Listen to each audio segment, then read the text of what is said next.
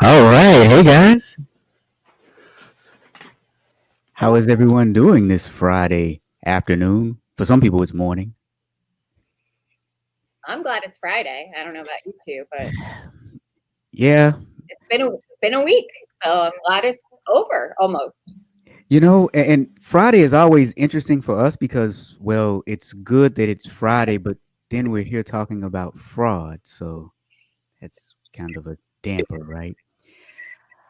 All right. Everybody coming in, you know the drill. What mood are you in? Where are those mood emojis? What mood are you guys in today? Let's see those mood emojis. Christine Murray, happy Friday.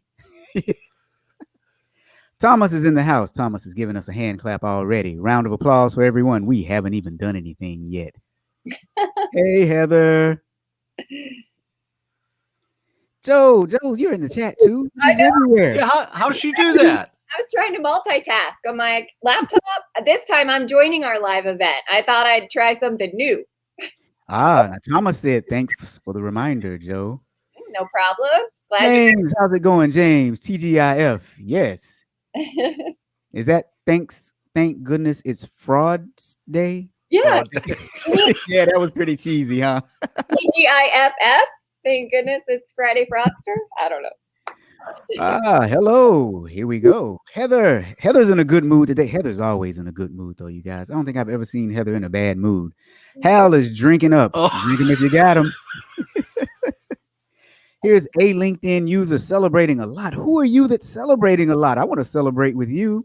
It's Garnell Brown. Do you know? Oh, hey, Garnell. Yeah, from the Bahamas. I forget exactly where. Tattle on all the LinkedIn users. I'm like, so James is happy. Ratting people out. Oh no, Christine. No, Christine, we're gonna make it a better week. We're gonna make it a better week for you. Hey, you know what? Here's the man. Cheers, Richard. Here's the man of the hour. Look, Richard sent something today that we're gonna talk about real quick because I think it's quite funny. Pozo, it had to be Pozo. She had to be the one that was different. Let me look. Uh-oh, Heather, you know you're absolutely right, Heather. I've known you for a long time, and I don't want to see you in a bad mood. Thankfully, I never have seen you in a bad mood. So you know what? Since we're having a fun today, we know what kind of mood everyone is in. Richard posted something to our event that I'm going to share with everyone because my goodness, it is quite hilarious. I think it's a good way to start off our day. Oh, by the way, here's the mood that I'm in today. Here's my emoji mood. So, by the way, these are emojis created by me. Yes, by me. So I was in this kind of a mood, and then we started the show, and actually after Richard sent me what we're about to talk about, this became my mood, just laughing hysterically. So here's what Richard posted to our group, and this is a text that he got, and it says, "Are you available, Rick? I need you to take care." To take care of some domestic errands for me today. Get back to me as soon as possible. Thanks, Reverend Lee Hutchson. So Richard responded, I've got some work things to do this morning, but I will definitely be free this afternoon. What do you need? The Rev said, hope you're good. I need you to get some iTunes gift cards today for a group of women battling cancer whose founder I have a close relationship with. The cards are for the women to download their favorite songs while doing something, while they wait the next phase of their treatment. My schedule has been quite tight, and something. So anyway, this person was trying to scam Richard and was trying to get him to go and buy some gift cards. And Richard is in the chat, and he might chime in, but what he told me, he said to the good Rev, was that he had actually purchased the cards and he put them on his desk in the church. Brilliant. Just magnifique. Brilliant. So, yeah. So apparently we have scammers all over the place and they are trying to take our money. Hey, it is a beautiful day in Nassau. I used to have to visit Nassau. I say it like it was a pain. It was actually a joy. I worked for a company that would send me there for about 3 weeks every year. That was just horrible. I mean, who wants to be in paradise 3 weeks on somebody else's dime? Um, Joe, there's a lot that I can't do. Just ask all my friends; they'll tell you. You even make emojis? I didn't know that. I learn something new every day. So. Oh yeah, I sell them on T-shirts and their stickers and all kinds of stuff. Yeah, yeah. It was my emoji mood, you know. Well, there were no black emojis, so I figured just create your own. Joe says, "Brilliant, Richard." I do think that really was brilliant. You know, you got scammers that come at you all the time, and they try to separate us from our money. And I think anytime we can do small things to get some wins, that's just great. So, you know, no scammers were harmed in the making of this video. Let me just say that. No scammers were harmed in the making of this video. However, we would like to harm a few of them that we're going to talk about today. Just as guidance. Yeah. Oh boy. So let's just get right into our first story for today. Some of you may have seen the video. A pharmacy technician was arrested for stealing prescription HIV medications from the pharmacy of the Veterans Affairs Medical Center in East Orange, New Jersey. Now, her last name was Hoffman, and wow, her responsibilities at the VA included ordering the necessary drugs and supplies for outpatient pharmacy, including determining when to place the orders and for what products, as well as regularly maintaining inventory levels and needed drugs and supplies. So now what they're saying is from late August 2017 through November of 2019, she used her position to steal prescription HIV medication. She would place large orders for the medication purportedly on behalf of the veterans, right? Now, it's also said that she had an accomplice. His name was Wagner, aka Wanny. And Wanny apparently would meet her at her residence so that she could sell the stolen medications to him. So she's been charged with conspiracy to steal government property, and those charges remain pending. So now they're estimating, though, that the theft of the products was totaling about $8.2 million. Now, unfortunately, though, her crime is only punishable by 20 years in prison and a fine of $1 million. I mean, so technically she could spend 20 years in prison and still come out about $6 million richer if they only fine her $1 million. All right, so guys, yeah, just jump right in. Well, I got out one of my favorite ethics books. I know a lot of you like David Brooks, the columnist, and this is one of my favorite books of his, The Road to Character, because it just brings me back to what I consider our third character choice. I say we have three. The first one's the bad one, and it's called the big me. It's these people, you know, chapter 10 in David Brooks' book is all about the big me and how people are really doing things for themselves. And, you know, it's even at the expense of no matter who else it is. And I think today it's the saddest cases to me because it's patients and it's talking about our health and our health care. And those are the ones that I think drive me the craziest. But I don't know. It really brought me back to that character choice that I think we all have. And it's the worst one. So anyway, that's my 2 cents. Mark, what say you? We do all have that character trait for sure, and that's why we need to have that watchful eye over our, and then we're down to the ethical decision making thing. Did I have any model in place to make good decisions? In this case, that character came out, and there was clearly nobody watching the storehouse there. I would be very interested to know how long she was at that hospital before this took place. I would expect she was a long-term employee, and I would expect that over time she's developed trust or found the weaknesses in her leadership that caused her to know she could do this and have nobody see it. All right, Mark. So Richard says, but it's supposed to be all about him. Well, that's why Richard needs to spend more time with the Reverend. He obviously didn't get the message from the Reverend on that one. Oh, All right. I'm sorry, Joe. You were about to say something. No. You're good. No. I said you're the process and controls guy. So I think what Mark is asking about is where the heck were those at this And that's exactly where we're about to go, because for those of you who know me, you know I used to be a chief auditor in healthcare. So I read some more on the story, and we can talk about that. So Hal said at least she was wearing a mask. I think this is Ganal again talking about sipping some wild cherry Pepsi. So, oh yeah, that is pretty good. Hey, Stephanie's here again. The road to character. Yep. That is something.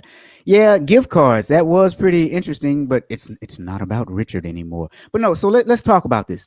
When I read the article about this pharmacy tech, if you look at her duties and responsibilities, there was a clear lack of segregation of duties. So, and I'll tell you guys from personal experience, from networking with a lot of people in healthcare when I was a chief auditor over hospitals, um, I talked to a lot of them, and they say that they see a lot of control lapses in the pharmacy. So oftentimes what you see is a pharmacist who has responsibility for not only the inventory in the pharmacy itself, but there are usually drug dispensing cabinets located throughout the hospital. So now you have distributed drugs, but then also you have the ordering that needs to take place. And pharmacists have a huge job. And normally you have pharmacy techs at your disposal as well. But the pharmacist is usually in charge of ordering the drugs. Your techs are usually responsible for doing inventory daily. And then you have your drug dispensing machines that help you keep record and keep account. Where it said she was ordering drugs, she was also receiving them as well. So when the shipments came in, she was in the receiving room. She was also filling the drug dispensing cabinets as well. So there was no separation of duties. There was no secondary check behind her. And she was able to steal $8 million allegedly. $8 million allegedly. $8 million worth of drugs. That is where the control broke down, though, is because they let her do too much. And that's what happens when you are too trusting in your environment. You know, sorry, I'll give someone else a chance to speak. No, thank you, Robert. You're doing excellent. He just stopped. I know. Well, no, I was at a stopping point, and I didn't want to segue into something else. What I was about to say was it kind of burns me up, and my hope for actually doing this show is that not just auditors, compliance, and fraud people see it, but members of management in organizations, and they can see how simple it is to put controls in place. It is not that difficult. You know, have someone else receive the drugs, have someone else do an inventory count. These things aren't difficult. And it reminds me of, weeks past, we've had stories where we had a governor that said, you no longer need to do ID checks. And now fraud is running rampant and is wasting our tax dollars. So that's where I was going with it. And that's why I said, well, let me just be quiet before I go down that road and give someone else an opportunity to speak. But it really burns me up because we are usually that voice of reason in organizations. And oftentimes when we speak, they look at us like we're the three-eyed monster in the room, but we know what we're talking about. Yeah, but do you not think with this being the Veterans Affairs, a good federal bureaucracy, of which I spent a long time working in various federal bureaucracies, that they don't have the internal controls and those controls on the books, and they just weren't following them, and nobody was looking to see that they weren't following them? I would bet dollars to donuts that there's controls there that says there should be a separation of duties, and they aren't doing it, either because of job cutbacks where they don't have enough staffing, some excuse that would cause them to say, screw that. She's been doing it all along. She's doing a great job. I mean, heck, for the last 2 years, she took us for $8.2 million. She's very talented. She is very talented. Here's what I love. Suzette, you must inspect what you expect. I'm going to steal that. I'm just going to let you know now. I will be stealing that. Well, nice. And look how many people put trust isn't an internal control in the chat or in the comments, which is what Mark's talking about, right? Like they defaulted to that one that we see a lot of companies default to, that we trust our employees. We don't need that control, or we don't need to follow that control, right? We trust our employees. And I see so many companies fall into that hole. So let me ask you on that, Joe. Do you think they actually trust the employee, or do you think they don't really give a crap? there's probably about half and half. Oh, can I say it depends? Wait. You can say it depends, but it's absolutely useless to me if you say it depends. I'm asking what your opinion is on that. It's probably half and half. I think you have the companies and the leaders that are so overprotective of their employees that they would defend them at all costs, even if they had a hint in the back of their head that they may not be doing it right. It's like a pride thing for them. Yeah, they're not doing that for the employee. It's for their ego, right? CYA. Yeah, absolutely. Okay. Yeah. I would say. Well, and I got to tell you, when it comes to controlled substances, it is very easy to reconcile if you have the right systems in place. And they were using the Pyxis system, which is a drug dispensing system. So there's two big ones in the market, Pyxis and Omnicell. They both operate very well. There are very strict control mechanisms in those systems if you set them up right. However, if you set them up right and you don't have the adequate segregation of duties, someone can still rob you blind, apparently, for $8.2 million. These probably never made it into the Pyxis system, do you think? You know, that they probably did not. She grabbed them before they got entered. Yeah. Yeah. So I think Michelle had a question about that you put up for a split second there, Robert. The 8.2 million was the value of the medication. Right, Robert, I understood that right. So she didn't get 8.2 million in her pocket, which is where perhaps her $1 million fine is reasonable, because we don't know, right, yet what she made off of this. But I just wanted to clarify that. So, well, but here's what I would say though. Oftentimes with those kinds of drugs, the street value is worth more than the retail value. Absolutely, yeah. So maybe she made triple that, I guess. Well, yeah, and they don't say that. Yeah. Well, that would be hard to tell, because I'm sure Wanny or Manny or whatever her accomplice's name was, he didn't write her receipts, right? He didn't. Good one. There's no invoice. What? Now, Christine, she's guessing that the risk appetite for senior leaders didn't align with the cost benefit in this scenario. You know, here's the thing. Here's what I found. I found that a lot of leaders in healthcare are very emotional. And I get it, because you're dealing with people's lives. But at the end of the day, it is still a business. Even if you're in a nonprofit, it is still a business. And your duty is to preserve and protect the assets and stakeholders of the business. So those stakeholders could be your patients in healthcare, but those stakeholders are also, well, the employees as well, and the federal government. And, you know, this one is a hot button for me, and for many reasons, because when you look at healthcare, the failures in healthcare have led to the drug epidemic that we have in the U.S. as well. So, yeah, don't get me started on the opioid crisis, Robert. Hey, Doreen, good to see you here. That's where he was going. Mm-hmm. Yeah, that's exactly where I was going. I don't know if she had help, Pozo. I did a little bit of research, and it looks like she did it all on her own and then just sold them to her friend, Manny, Wanny, whatever his name was. Yeah. Yeah, I'd be really interested how much you got for it too. Oh yeah, that's kind of what as I was reading. You know, all I see is that 8.2 million number, but let's get the real value. Out there. Yeah.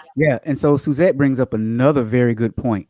It is very scary, and if that person had so many responsibilities, you should wonder if they were administering drugs appropriately. That wasn't important. I'm very busy with my fraud. Screw that. I mean, are you going to tell me that this is the only drug that she chose to do this with? It sounds like it is. I mean, or have we just not uncovered it all yet? Right? Like, this is just the snippet. I hope there's auditors or someone looking into what else she did over the last however many years she's worked there. Right. It may have started small, but we know people's mentality, they get greedy. Yeah. And so, who knows if this is it? Yeah. Aaron, from what we can tell, she did it all on her own. Yeah. I think Pozo you just had a comment from her up there. That is totally unacceptable to me. I mean, Joe's ticked off at the medical thing. See, I'm working on controlling my vocabulary today. She's ticked off at that. That type of mentality ticks me off more than anything, because if you're a manager and you have people working for you, then this stuff is going to happen to you because of what you said earlier, Joe. One of the major character flaws is this ability to do what's wrong. So if we have, unless you have nobody working for you, it's like people that say, this goes back to the first story, people who say, I'm not going to church, there's a bunch of hypocrites there. Well, then get off the damn planet, because there's hypocrites everywhere. You know what I mean? So accept that. The Bureau did that for years. The FBI did that for years. They wouldn't admit to people being on the wrong side of the law within the Bureau. Well, the fact is, if there's people there, somebody's going to be on the wrong side of the law. I think it shows more character and leadership to step up and say, this is a guy that did it. Out. Yep. So let's go down another rabbit hole while we're here then. Woo. So if she was able to steal $8.1 million worth of drugs because she had too much authority and probably she was a little overworked, how many other medical practitioners working with her were able to steal drugs either for themselves or to sell, you sell that little oxy, get 1 or 2 pills a day. Anybody ever watch Nurse Jackie on Showtime? That was a very good show. Seriously, that's all she did was steal drugs from the hospital. But I digress. My whole point is, though, if she was able to steal drugs, how many other people, if she was the central control point and we know that she was compromised, how many other people were able to steal because she was compromised as the control point? Can we drop the word culture, right? So culture and the environment you are in challenges your ethics because you want to fit in. And so you see things. And, I think people underestimate how their character is changed by the environment in which they work. And so what is the culture like here? I mean, that's great. I mean, that's the question of the day for me. Yeah. So now, guys, we've spent more time on this one than I actually anticipated. But who's up for one more story? And we can run a little late. I mean, it's we can do whatever we want to here. You guys, as long as you guys here on LinkedIn are enjoying what we're delivering today and you guys want us to stay, we will stay. If you want us to stay, drop something in the chat. Let us know. Say stay. And if you want us to stay, we'll move on to the next story. Now, if you're just sick of us because you've had enough of us, we'll go. But nobody wants us to stay. I'm not seeing any comments. Should me either. Comment on it? I'll be like, stay. No, okay. We will go on to our next story. Judge,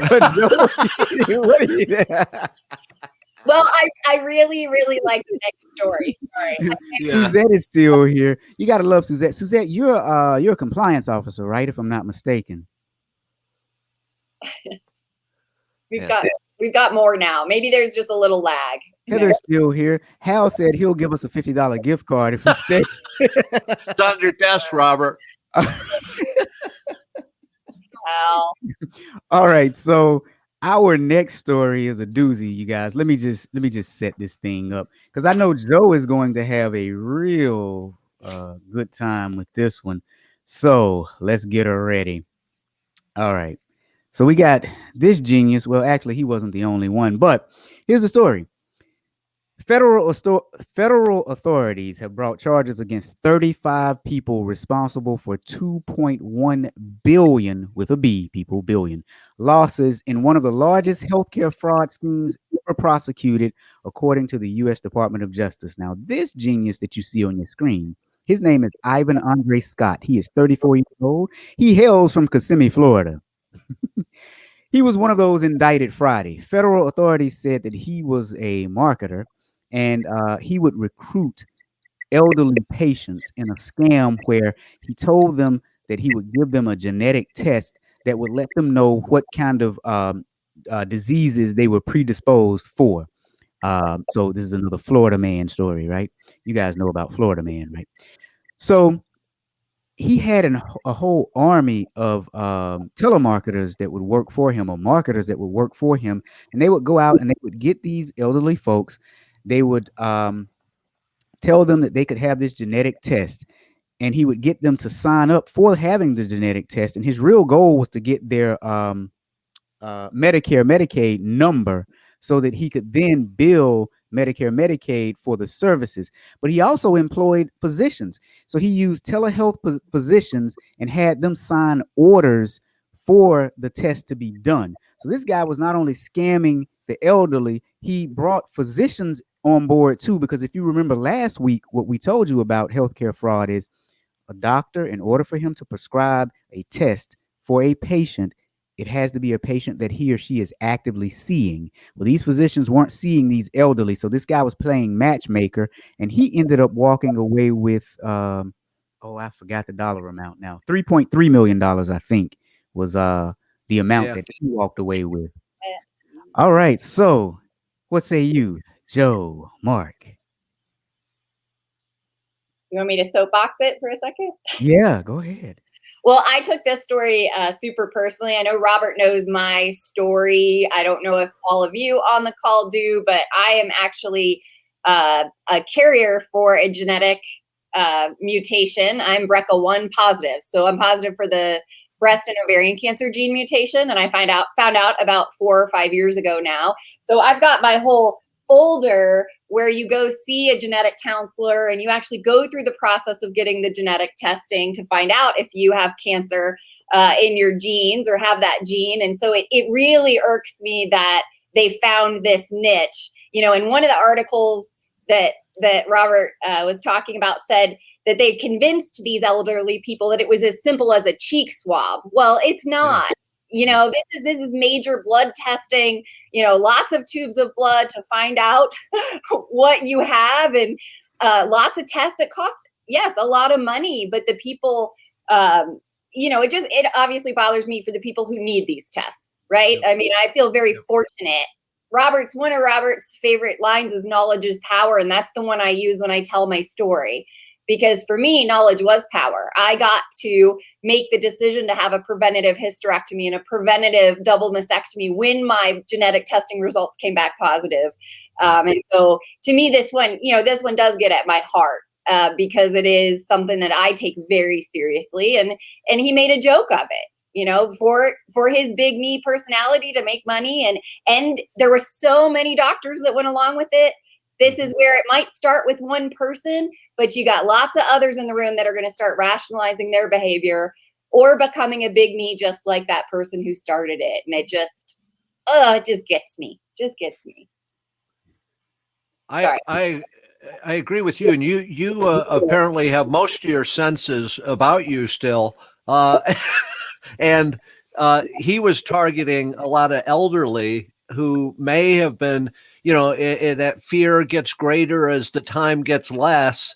And he took advantage of that as well, which is that elder issue is such a significant issue nowadays. And the fact that he had total disregard for that. The thing I wasn't clear from the story is, do you get the impression that this guy, Ivan, is the ringleader in this, or who started it?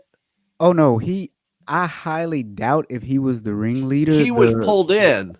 Yeah, from everything that I've seen, they've also indicted 35 other people. And I kind of looked him up. I highly doubt if he was the ringleader. Do you think it was some of these labs that were that initiated it? No, I think there is a ringleader, and I think the ringleader just roped in the labs. But here's what I believe. I believe they used it like a multi-level what is it? You know what I'm trying to say. Multi-level marketing scam. Yeah, because he had a bunch of people working for him that were like his foot soldiers. They were his sales reps. And so they would go out and they would scout and they would target the elderly. So I think he learned about the scheme from someone else. And then he said, hey, this is a business model that can work. And then he actually incorporated, I think, too. Either he had an LLC or something else. He made it a real business. Right. But What's really interesting about these types of frauds, though, is unlike the lady that was in the pharmacy tech we talked about earlier, she could have done that all on her own, which she probably did. This requires a sophisticated network. And you mean to tell me they got 35 people, so you know that there were more than 35. You Yeah. know that there were doctors involved. Even these telehealth doctors, they know better. They know that they cannot prescribe a test to a patient that is not their patient. They know that. So this was a wide network. I highly doubt if this genius with a nice smile, as Hal says, was the ringleader. So they roped in a lot of people. Hal asked how this was caught. Uh, I got the impression it was just numerous complaints over a period of time to various federal agencies about the fact that Medicare was charged and they got no results back. Was that your impression of how it got caught? Yeah, I actually found a couple stories where the Central Florida news station had interviewed some old folk, well, some elderly folks, some elderly people, and they were telling their story. And I think that's how it got caught. I think you're right. People were complaining. They had this one old couple on there, and the lady said that while she was never charged, that they did their due diligence looking over their Medicare, right? Which one is for the elderly? One is for I think kids. it was One is for elderly. Medicare. Yeah, And Medicare. it was Sorry. her husband got Yeah, charged. yeah. And she Johnson, said, last name was Johnson. yeah, Yeah. looking at the statements, she saw the outrageous charges, and that just kind of raised the alarm for them, like, what is happening? So I think there were a lot of people that complained, and that's how it got caught. I couldn't find that either. I really tried to find that because we're always curious about that. Yes, Suzette, that was a very interesting show, right? I care a lot about Well, myself. Can we just give a shout out to the journalists, like and I tend to find the Tampa stories and the Miami Herald stories, the ones that get these tips from, and this is why we know hotlines are the best way to uncover fraud. They yes. get tips directly from who it's happening to, and then they run with it. And this is why I always tell auditors, be more like investigative journalists.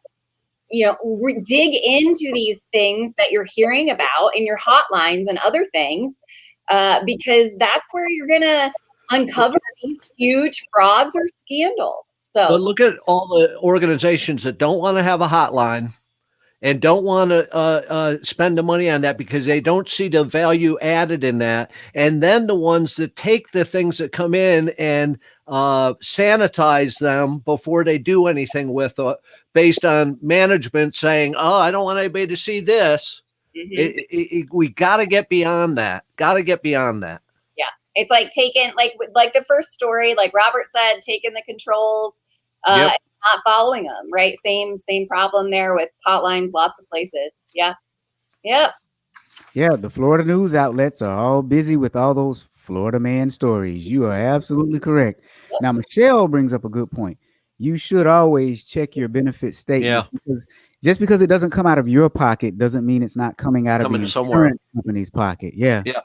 Absolutely. Agreed. Yeah. Great comments today. I love it.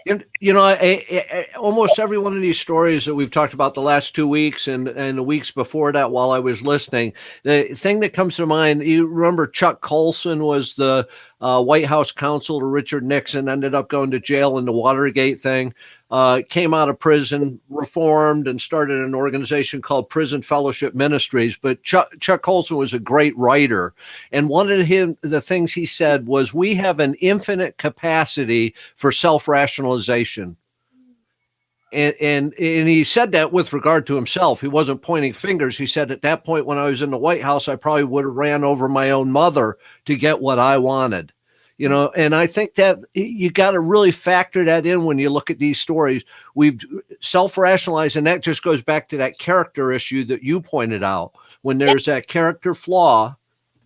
Yeah, the second character choice is the ethical rationalizer. You've got the big me, then you got the rationalizer. And that's where I say we all fall into that bucket. That's the majority of society has become a rationalizer in some way or another. So how can we move out of that mentality? But I think it's, you said, what was it? The word self-rationalization. self-rationalization, a lot of rationalization comes from self-preservation too.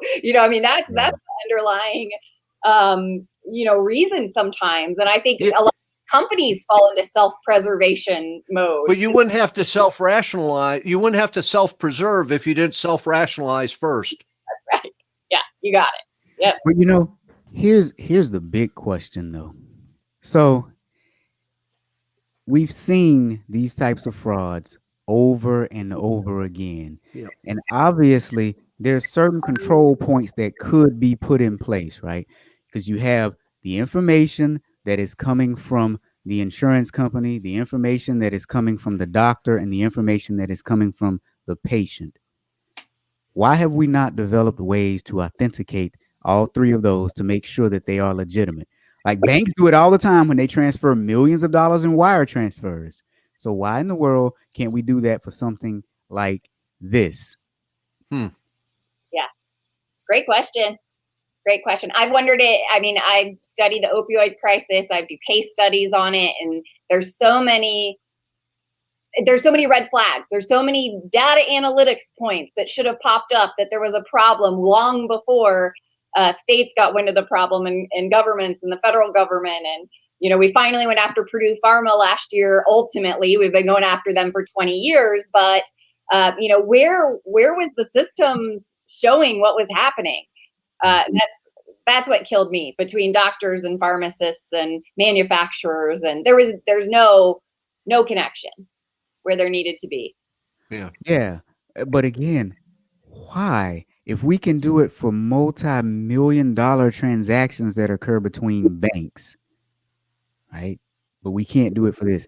But that's just a question to ponder. I think we could all have conspiracy theories on why that is. But that's not this show. It's not the Mulder and Scully show just yet. I'll try to stay away from conspiracy theories, but you know who will chime in? Hell, banks are on the hook for the cost. Healthcare fraud costs get passed on to others. Ding ding. Absolutely. Thank you, Hal. Yep. So don't do the right thing. Hey, Robert, I think you were onto something. X-Files. We could always change the show name to Fraud Files. Ooh. You could change the music of the intro video. I won't sing, but the X-Files. Yeah. Everybody knows it. You can hum it in your head. I don't need to sing, but yeah, I like it. Now, Richard is saying it is yeah, you're right. Richard. It is about you. Richard is on the ball. Now, Christine brings up a good point, though. They don't want to investigate the time, money, as long as they're collecting a check. Yes, correct. It is hard to move away from we have to audit the process and we want to audit well, and another thing too, though, it says something when it is a quasi-governmental agency, right? Because you got to think about it. In some agencies like that, when costs get too high, you just raise taxes. I mean, no ethics again. Mm-hmm. Yeah. Her next statement. Here we go. Controls are not income producing. There you go. But are they not?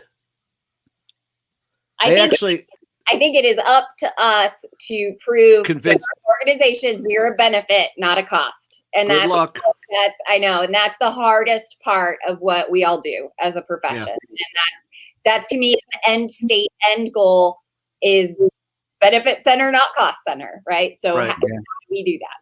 I think that's becoming harder to do, though, in the current climate. And you make a good point, Mark, but it shouldn't be. If you think about some of the stories we've covered, because what are we on now? 4th or 5th episode? If you think about some of the stories we've covered, especially the one where the governor waived the controls, and now they have a few $1 billion that they're looking for. I mean, just you could have hired $1 million worth of personnel to avoid losing $1 billion. I think that's a no-brainer. And again, one of my hopes for this show is that people will see it, understand it, and certain things will start to click. But I'm also hoping that people who see something will say something. They'll get a little brave and start saying, wait a minute, this doesn't seem right. And then maybe they'll hit the news and start finding stories that are similar to the situations that they're facing so that they can say something. Now, maybe I'm Pollyanna, but that's kind of my hope. Well, can I be Pollyanna for a minute and answer James' question? I love this question. And my answer is yes. Should schools and universities do more to teach ethics at a much younger age? Yes. And in fact, maybe this will push me to do my children's book on ethics, which I've been saying I'm going to do for years, because this is prevention. This is, Dan Ariely's research that if we put something like the code of ethics or the 10 commandments at the beginning of tests, kids are less likely to cheat, as in it dropped from like 20% cheating to no cheating, when you put it in front of people as a reminder. I can talk. So yes, I mean, training, talking about it, all of these things. The biggest prevention for fraud is talking about it. We've all been taught that our entire careers. So absolutely. I mean, I would unequivocally say, yes, we need to be teaching that in every grade. It depends on who's teaching it. That's true too. Seriously, schools and universities, the social relativism that's going on at this point in time, they cannot call something right and wrong. It's somewhere vacillating in the middle, and right. It's crap. There are things that are wrong. There are things that are right, until we get back to some sort of a foundation where we actually believe that and enforce it. Mm-hmm. I'd hate to see what they would teach. I mean, I have a 20-year-old son. I have kids that range, I don't know where they came from, but I got a whole bunch of them. But the 20-year-old, the youngest one, the things he learned in school, I'm still trying to correct. I mean, just ridiculous stuff. Well, I mean, go ahead. Who would say this, Joe? This happens to be from a book I just received this week from my new friend, Joe. And I'm excited about it, but who would say this? This book, dedicated to every whistleblower and tattletale out there, thank you for speaking up. How many people would support that statement? It's absolutely true, but who would support it? I just broke a pen throwing that down. Mark's all fired up. I love it. Well, thanks for the book plug. There's one section in the book about the 5 ethics philosophies, and I use my 9-year-old son as an example of what is his decision making under each of those 5 philosophies. And I think you bring up an excellent point, Mark, is that I actually say, okay, here's the decision he made, and here's the different philosophies, how the outcome would differ. That's how complicated ethics is. So 100% agree with you on the who's teaching it thing. I completely agree with you. So maybe I could I do that for everybody? I don't know. I don't think know. Well, I think we need to talk about the children's book, and let's just go ahead and make that happen. Yes. You have resources. I have some resources. I think we should just make that happen. And in all seriousness, well, I know I was actually serious about that too. But here's what I think, and this is just my personal opinion, so I won't stay on my personal soapbox for too long. But I think as a society, we used to have values. We used to value honesty and integrity. We have moved from a value-based society to a view-based society. And I always say, I don't value your views. I don't value my own views. I value true values. Your views change every day like the weather. Heck, yesterday I liked the rain, and then when it rained too hard, I didn't like the rain anymore. That's a view. But a value is tell the truth, be honest, respect your fellow man. We have moved from a value-based society to a view-based society, which is why what you see people teaching kids in school, whether it be K through 12 or at the university level, is all theory. It's all it's all pie in the sky stuff. Whatever happened to morals, values, and ethics? Whatever happened to honesty? Now honesty is a gray area, really. Mm-hmm. And I know for CPAs, there's a running joke, right? You ask a CPA, what is the number? And they'll ask you, what do you want it to be? I get that, but that's just a joke. We've gone from being a value-based society to a view-based society. And until we bring values back, there's no hope for any of this stuff.